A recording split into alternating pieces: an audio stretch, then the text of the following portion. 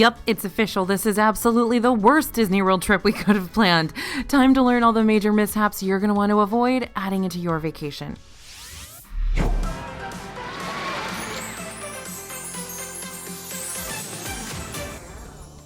Hey everybody, it's AJ for Disney Food Blog. Today's itinerary is not for the faint of heart because if you follow these points, you may just find yourself running out of precious park time, spending more money than you originally planned, and getting caught in a crisis with no plan B, C, or even D to help break you out of a rather stressful cycle of events. Never fear, DFB is here to help you nip these in the bud before they'll ever get the chance to see the light of day with your Disney trip. All right, we're going to start at the beginning of your trip planning, right? Because we're planning the worst Disney World trip. And a big way to mess up your whole trip is waiting too long to book a flight. See that flight sitting in your online cart? The one that was only $180 per seat yesterday? Well, it looks like it's jumped up in price by $100 more today, or even more. Is that even legal? Yeah, surge pricing for flights is one of the trickiest gambles of them all. Though sometimes flight prices will stay pretty even across the board, other times prices are going to skyrocket to an amount that's just, to put it bluntly, ridiculous. So how can you avoid spending top dollar on your flight? All right, first, book as early as possible. Now, I know that's not always in the cards, especially if the rest of your group is still iffy about when exactly the best time for everyone to travel is going to be, but the sooner you can solidify those plans, the better chance you'll have at getting a flight for less. Last minute flights are always going to be more expensive than a flight that's still lots of months out. Number 2, check on different airlines at different airports. Your local airport may not be as budget friendly as a bigger city airport just an hour away, which may have lots more options for you to choose from. Check all your airports within that hour or even a 2-hour radius, as well as the ones closest to you, to do a little price comparison among your available options. Number 3, download the apps that'll help you track down the cheapest flights. Some of them can predict the price trends for flights. All you have to do is select the type of flight you're looking for, one way or round trip, and they can show you a color-coded pricing calendar. Green days are going to be cheapest, yellow and orange days are about mid to average, and red days are the most expensive. By using apps like this, you'll be able to pin down the best travel days to help your group save a lot of money while still racking up those flight miles. Now, this particular app is Hopper, but there are several others that you can choose as well. Now, the next thing we're doing on our worst Disney World trip that we're planning is booking flights that will cut our vacation short. Your Disney World vacation's gonna whiz on past way faster than you want it to, so no need to make it any shorter than it already is, right? If you plan a flight to arrive in Orlando at night instead of in the morning, then you've missed out on a full day you could have been exploring your hotel or window shopping around Disney Springs or even going to the parks. And if you plan a return flight to pick you up super early in the morning instead of later in the evening, then you're missing out on another full day that you could have spent playing around property and using those amenities from the hotel you paid for. That's 2 full Disney days down the drain. Of course, sometimes you can't afford that. Sometimes flights are just more manageable and maybe even more affordable around those times that inevitably eat up some of your precious vacation time. But this is why it's so important to check all your flight options before settling on the first one you think might be reasonable. Not only could you find a price point that you like better after a little more research, but you might find a time frame that gives you more time in Disney and doesn't try to cut it short. All right, ready to book an advanced dining reservation? Great, way to think ahead, but trying to schedule your reservation 60 days before your trip is only one of the things we'll need to keep in mind. The other important factors to consider too that could really mess up the rhythm of your vacation. How about those price changes? So here in our worst Disney World trip, we did not plan our budget around the recent price changes for Disney World. A Disney World budget that doesn't keep ready for unexpected increases around every corner has the ability to not only drain your vacation budget, but may threaten to pull from your non-vacation funds too in order to pay for certain food, merch, and experiences, which is a major red flag. You don't want to spend money that you've already allocated someplace else. Big example for you. Historically speaking, October is one of those months that the park starts seeing some costly upticks. And true to history, it has happened again. We saw hundreds of prices go up for food and beverages. If you want to see which items specifically, then I'll go ahead and link our full DFB post in the description below because we went through every single menu to get you every single detail. But just to name a few, cheeseburger steamed pods at Satuli Canteen in Animal Kingdom raised from $12.79 to $13.29. Chef Mickey's character dining experience at Disney's Contemporary Resort is up from $55 per adult to $60 per adult, and from $36 to $38 per kid. Hot dogs at Restaurantosaurus in Disney's Animal Kingdom went from $11.99 to $12.29. The barbecue brisket melt at Woody's Lunchbox in Disney's Hollywood Studios went from $12.99 to $13.29. And assorted fountain beverages have been raised from $3.99 to $4.29. And of course, water and soda got price hikes too. But it's not just food being impacted by the sudden price spikes. It was merch too. Over in Star Wars Galaxy's Edge, the customizable souvenirs are more expensive than ever before. Building a droid at the Droid Depot will now cost you $119 instead of $99. And get this, Savi's Workshop lightsabers now cost $249 instead of $219, which we honestly thought were expensive enough, as is. For a lightsaber, you're more than likely not going to do anything with once you get back home. And then there are the experiences. Private photo shoots around the parks have gone up from $79 to $99 for a 20-minute session. And Disney Genie Plus prices, which allow you to access Lightning Lane reservations for over 40 different rides and attractions around the parks. That's gone from $15 per person per day set price to a surge price system. That means the prices for this planning tool will vary based on what time of year you're visiting and could very well max out at $22 per person per day or more. So, okay, how can you avoid draining your vacation money before you're even halfway through your Disney World itinerary? Number 1, consider pulling back on extra expenses. Lots of merchandise and Disney add-ons don't have to be added to your bill. Decide which ones will benefit you the most and which ones you'd rather pass on before you take off towards your trip. Number 2, try timing your visit during the off-season. This isn't always possible for everyone, but if you have the ability to plan your trip, then those surge prices are going to relax a bit, and you could end up saving yourself not just a few bucks here and there, but hundreds of dollars. And number 3, over budget. You know how when you go to the grocery store when you're hungry and you tend to spend way more money on food and drinks? Disney's the same way. When you're hungry for a Disney experience, you tend to spend more on things you probably wouldn't pay for at another time. So plan ahead for those moments of weakness because we've all been there. And when it comes to spending extra money, give yourself a little bit of leeway. We like to have an extra $200 set aside just in case. But your safety net budget could look a lot different. Talk it over with your group. Decide how much you should be saving for those out of the blue splurges. Much like budgeting for a Disney trip, we're gonna have to do some extra pre-planning to make sure our trip doesn't get ruined before it even begins. Because the next thing we did on planning our worst Disney World trip is forgot to check Park Pass availability. Being extra sure you make a Park Pass reservation after you purchase your park tickets is one thing, but being extra sure Park Pass reservations even exist for the days you actually need them is another thing entirely. By now, you're probably familiar with the two-step park ticket process, but if you're not, let's bring you up to speed. After you purchase your Disney park tickets, you'll need to reserve your spot in the parks for each person in your group. That means you can't just go to Disney World and choose what day you're going to go to, say, Hollywood Studios or Magic Kingdom. You'll have to predetermine that ahead of time. Now, don't sweat it. This process is pretty straightforward, and Disney will remind you to make your Park Pass reservations immediately after you buy your tickets, so you don't forget. But here's the thing about Park Pass reservations. They can book up. They can sell out.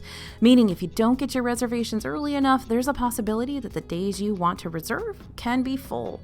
And what makes things even worse is that if you have an exact week planned for this trip with exact days in mind for each park, but you make your park ticket purchases, go to make your reservations, and found out that the days you were looking for to book have already been filled, then you've got a worst Disney World trip situation.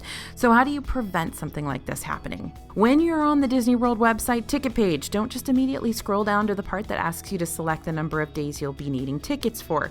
Right above that, with a little orange warning exclamation next to it, is where you can check Park Pass availability before you make the next steps towards your purchase. That way you'll know if any days are blocked off before dropping a whole bunch of money on tickets. If you see that the days you're wanting to visit are open and ready for you to reserve, then awesome, go ahead and buy your tickets and do that now. Just because you see availability that day doesn't mean you'll see the same availability tomorrow, so jump on those reservations while you still can. And if you don't see reservations available for when you're wanting to visit, then you'll want to regroup with your travel group and figure out a plan B, because you won't be allowed to enter the parks without a Park Pass reservation, even if you did spend money on those tickets. Once you've got an alternative date in mind, don't forget to secure those Park Passes. The sooner you can do so, the better. Okay, so we arrive at Disney World, we get our Park Passes, we sort everything out, right? What's the next thing that we can make the worst part of our trip, right? Booking a majorly inconvenient breakfast reservation. Believe it or not, this can really tank your trip. So getting a breakfast reservation at one of the table service restaurants inside Disney World is an awesome way to start out the day. But what happens when you book an early morning reservation for a hotel you're not staying in? Well, let's say you got a room at Disney's All-Star Music, but you need to get over to Disney's Contemporary Resort by 7:30 a.m. to make it to your breakfast dining reservation.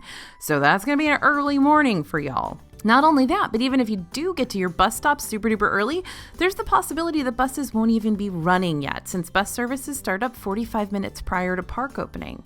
And what if your reservation is just for a little bit later on when the Disney buses are running? Unfortunately, Disney World's bus transportation won't take you from hotel to hotel. So if you decide to use the buses, you'll actually have to transfer from either a bus stop at the parks or at Disney Springs Shopping District just to connect to a ride that'll actually take you the rest of the way to the Contemporary. When you make a Disney World reservation, make sure it makes sense. Even if a 7:30 a.m. reservation, which sounds great because then you can eat with Mickey in the morning and get right over to Magic Kingdom before the park opens, it makes perfect sense, right? But not if the transportation isn't there. So if that is still available, don't book it if you don't think you're going to be able to make it there on time, or if getting there is going to be a headache that you don't want to worry about. Now, another way to get place to place, so if you do want to do that 7:30 a.m. dining reservation so you can walk over to the Magic Kingdom right when it opens, which is a good plan, is to grab a rideshare. Rideshare services like Uber and Lyft, they're available 24/7. So if you're bound and determined to make it to your reservation at 7:30, you've got a solution. You're just gonna have to pay for that solution. And you still gotta get up uber early. Get it? Sorry. And of course, you can always drive yourself between hotels too if you brought your own vehicle. Now, something else to check is if there's a breakfast bus. Every once in a while, there'll be a breakfast bus. So you can check with your hotel front desk about an early bus for breakfast reservations. Okay, one of our number one pieces of advice to help you explore everything you want to see at the parks is to get there as early as possible. It's totally understandable if you'd rather spend some of your vacation days sleeping in. But are there other reasons why you need to prioritize getting to the parks early, aside from wanting to beat the crowded queue lines? Well, let's talk about arriving too late on our worst Disney World trip. You're probably not thinking about this potentially major crisis when you're planning your Disney World trip, but you should be if you have certain folks in your party. If you or someone in your group needs an ECV rental, a scooter rental, then the earlier you can get to an ECV rental station at the front of the park you're visiting, the better, because we've been seeing that they've been selling out. On busier park days, ECVs do have the tendency to be unavailable, meaning you'll have to be put on a wait list to rent one, which isn't exactly the best case scenario when you're there and you're ready to start exploring.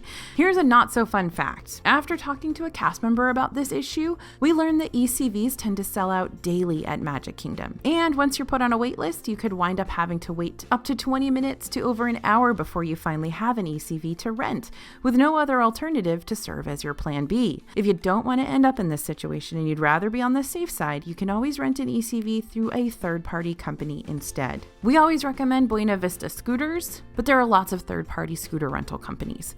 Some of them can deliver directly to your hotel, so you don't have to worry about coming to get it. And you'll also be able to transport a third-party ECV rental between parks, which you won't be able to do with the ones that you rent from the Disney World parks. But if you still want to take your chances with a Disney ECV rental, you're going to have to set those alarms for an early park arrival. Early theme park entry can also come in handy for this particular reason, so you can get in line and secure your rental before the rest of the crowd shuffles in for the day. Now, can a Disney World itinerary start off on the wrong foot from the moment you step into the parks? Yep. Let's talk about that. In our worst Disney World trip that we're planning, we're choosing the wrong first ride of the day. If you don't want to miss out on the most popular Disney World rides, then you'll just have to strategize the first ride of your day correctly. Let's say you're over at Epcot and you've made it just in time for rope drop. It's tempting to jump in line immediately for Spaceship Earth, since that's the first ride you're going to see on your way inside the park. But hopping between rides is rarely ever that linear.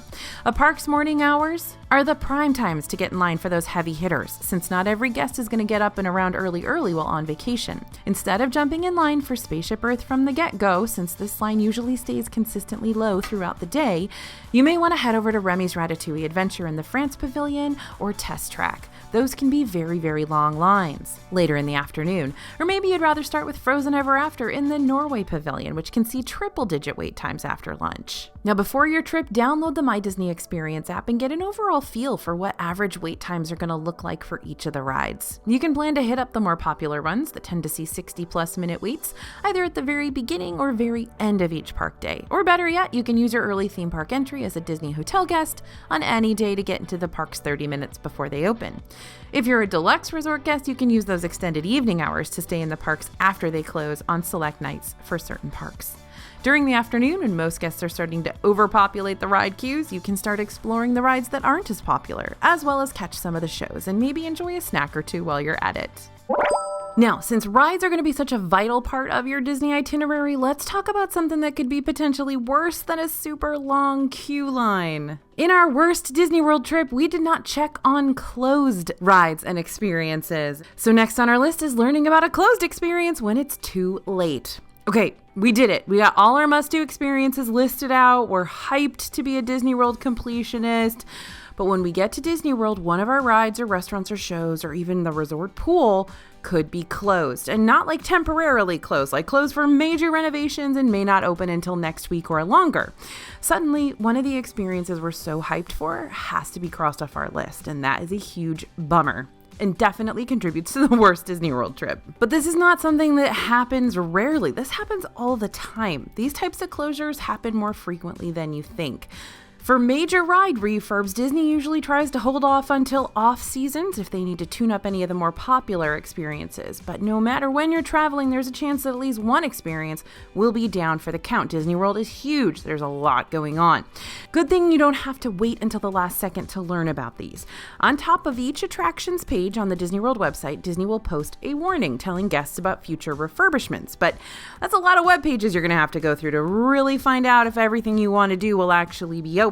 But don't worry, there is a page on the Disney World website that tells you about refurbs and closures that are coming up, and every week the DFB website will post a new lineup of construction and closures just so you know exactly what you can expect from your future trip. I can also send you these kind of updates directly to your email, so if you sign up for the free DFB newsletter, you can get those too. There's a link down in the description to sign up for that. But what happens if you do find out ahead of time that a ride or restaurant you really want to experience is going to be closed? Well, you could put off your trip until later, or you could just make do and try to find a decent replacement. But Disney won't schedule a whole lot of major closures for the same parks all at once, so there'll still be plenty for you to experience during your visit, whenever that may be. But if there is something that is critical to your enjoyment or your happiness when you're in Disney World, you definitely want to know what's going on. For example, if you're staying at Beach Club because Stormalong Bay is the best pool in Disney World, which it is, and Stormalong Bay is closed for a few days during your week that you're there, well then what's the point in spending the money to stay at Beach Club, right? You want to know about this stuff. So you do definitely want to check those little orange warnings or sign up for our newsletter to make sure you've got all the info on what's going to be closed and when. All right, the next thing that's going to contribute to our worst Disney World trip is waiting a whole long time for a ride and not getting to ride it. This happens all too often, especially in the summer months. Rainstorms, as you know, are pretty common in the Orlando area. And although a little shower here and there may not shut down an outdoor ride, heavy rain and or lightning and super high winds will.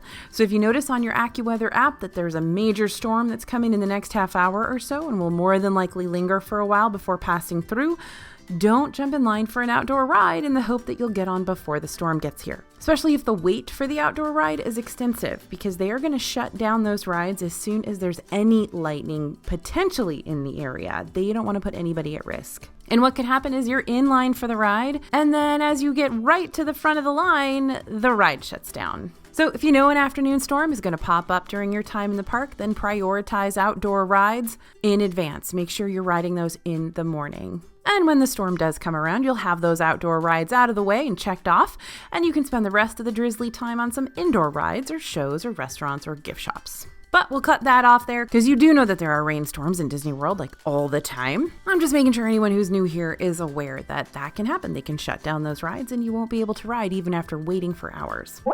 Now, next is something that can really strain our patience, and it all has to do with packing. Or better yet, it has to do with what you're forgetting to pack.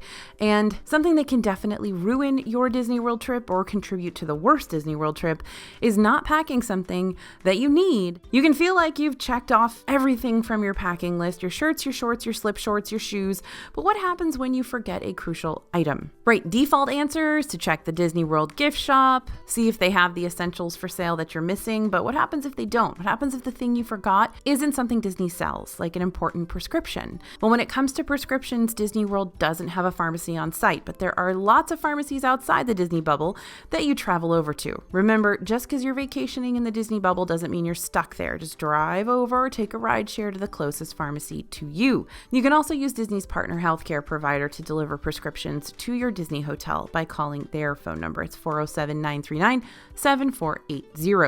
Or if you're trying to get a prescription after hours, you can make a delivery request on their website. Prescriptions can also be delivered to the Disney World Park first aid centers if you need your medications in the middle of the park day. And if the essential you forgot isn't a prescription medication, but your Disney gift shop still doesn't have it on hand, you can try ordering it from a grocery delivery service like Instacart or Shipt. Some of these services will even waive your delivery fees if you're a new member, so you won't have to worry about paying a ton of extra for this convenience. Delivery services won't come straight to your room though. They will drop your order off at Bell Services or the front desk, and they'll send you a notification for your order when it arrives. Please, please, please make sure that they include a picture of who they handed the order over to and their name. That way you can make sure that there's kind of a paper trail, and if someone accepted your order at the front desk or Bell Services and maybe had to leave for the day and didn't tell someone where they'd put it, then that person is easy to contact. All right, you know what can ruin a Disney World trip really, really fast? When you do a ton of planning for your Disney World trip and it all goes to waste. So let's talk about planning a trip that the people that are on the trip absolutely hate. This is definitely part of the worst Disney World trip. Now, not every kid is built the same. Not every kid is going to want to go straight up to Pooh Bear to give him a big hug or absolutely love getting their hair tugged on while receiving a Bibbidi Bobbidi Boutique makeover or throw their hands up in the air as they wind around the track on Magic Kingdom's Barnstormer. Some kids are just going to downright hate all of that stuff, and that's okay unless it wasn't the reaction you were expecting from them. Now you've got all these big plans lined up, and you're desperately trying to find a plan C, D, E, F, G, H, anything to salvage this expensive vacation. I think we've all experienced this as parents at some point in Disney World, where a thing you were really excited to introduce your kid to or experience with your kid absolutely hates or is scared of or has, definitely scarred them for life. This happened to me, as you know, when we rode Big Thunder Mountain Railroad in Disneyland because I forgot there was a bunch of fire and dynamite. My 3-year-old was terrified and decided he never wanted to ride another Disney ride as long as he lived. It took us a few years to get through that.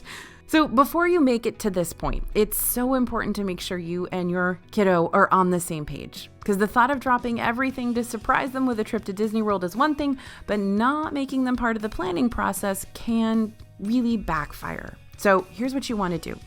Point of view videos, POV videos, those are a great way to help your kids dip their toes into the Disney waters. Head over to allears.net. They've got POVs of the rides on their YouTube site. You can also search for parades, shows, meet and greet moments, anything to get some sort of idea as to how they'll respond to these things in the parks.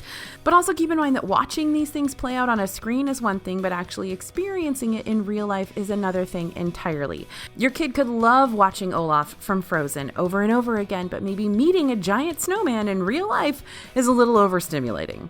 You can also gauge how your kid will respond around the Disney parks just by taking them to some other locations in your hometown. Maybe a pop-up state fair with some little rides, or have them get their picture taken with the Easter Bunny or Santa Claus at your local mall, or maybe just have them sit through a 4th of July fireworks show and see how that goes.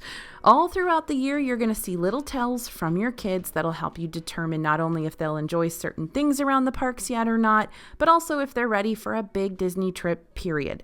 In some cases, waiting a couple more years may be better than attempting the Disney scene before they're ready for it and before it's going to be worth your money.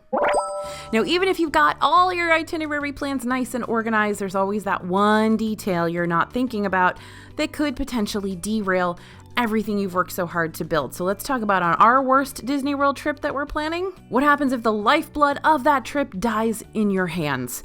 Now, that sounds a little dramatic, I know, but it is kind of dramatic. Picture this. You've built a really rock-solid itinerary that you've saved in your email, and along with that set itinerary, you've got all your dining, your park passes, your hotel reservations organized on your My Disney Experience app. And once you purchase your Disney Genie Plus on the day of your park visit, you'll have everything you need to have the best day ever in the palm of your hand. What could possibly go wrong? Well, everything. Technology could go very, very wrong. So even if you charge your phone the night before and it's 100% juiced up when you leave the hotel room, you're going to be using that little device for everything. You'll not only be looking at your phone to refer back to your reservations, your wait times, your lightning lanes, but you'll also be using it to take pictures and videos throughout the day, making memories, because that's what you need to do. So even by the first hour or two, your phone could already be down to half of what it was before you left the hotel. Oh, and by the way, when it's really, really hot in Disney World, sometimes your phone just quits altogether. This happens to our reporters all the time. They have to go into air conditioning to cool down their phones so they'll work again. Yep, that's really a thing. And if your phone gets wet, sometimes it decides that it doesn't want to charge. So all of this can happen, and it's all happened to us before. So that's why I'm warning you about it. Now, if your whole schedule is on your phone, including all those important reservations, a dead phone is a whole lot of unneeded stress added to your day. See, I told you it was dramatic. So here are some ways to help you keep your cell alive and kicking when you need it the most. First, have a portable charger handy. Let's have a quick convo about fuel rods. It's nice that Disney has fuel rod kiosks as an option around the parks. For $30, you get a fuel rod charger and a tiny USB that you can use to juice up your phone during the day. And when your fuel rod runs out of battery, all you got to do is find another kiosk and swap it out for a fully charged one at no extra cost. Easy, right? But here's the thing. Fuel rods don't exactly have the best charge or the best battery life. Getting a fuel rod to charge up your phone fully could take it the rest of the afternoon, if it even manages to completely fill it up at all before going kaput. So you'd probably be better off purchasing a more reliable heavy-duty battery from Amazon or your local big box store, and they'll probably give you more bang for your buck anyway. And the next way to avoid these little problems, take screenshots of your schedule. Instead of having to go back to your email or My Disney Experience app to keep checking on your itinerary over and over, take those screenshots of your plans and make them your phone's lock screen. That way you don't have to waste a whole bunch of extra battery searching through apps and loading information when you could just glimpse at your plans for the day without ever having to unlock your phone. And number 3, make sure other group members have access to the itinerary too. Always need a backup. In case something happens to your phone that's not an easy fix, it's best to have multiple group members linked to your My Disney Experience account and have the day's agenda also sent to their email for them to save onto their phone too. Even if your phone isn't on life support, having multiple people with access to your group's plans will keep you from having to be constantly on your phone. And this will save you not only battery life, but a whole bunch of stress from having to do all the heavy lifting yourself. All right, so there's our worst Disney World trip. There's a lot more that could probably go wrong, but these are some of the things that affect so many people when they're in Disney World, and they just don't need to. There are fixes and there are solutions to all of these problems. So don't fall into these categories. Don't plan this trip. All right, now you don't have to worry about these tricky situations. You've got all the tips, you've got all the solutions, you know how to fix it. All right, keep checking back in with the DFB squad for more as we keep you updated on the latest tips and tricks and theme park avoidances. We'll keep going to Disney World, we'll keep making mistakes so that we can help you not make the same ones. Thanks for listening, everyone, and thanks for watching. As always, this is AJ for Disney Food Blog, and we'll see you real soon.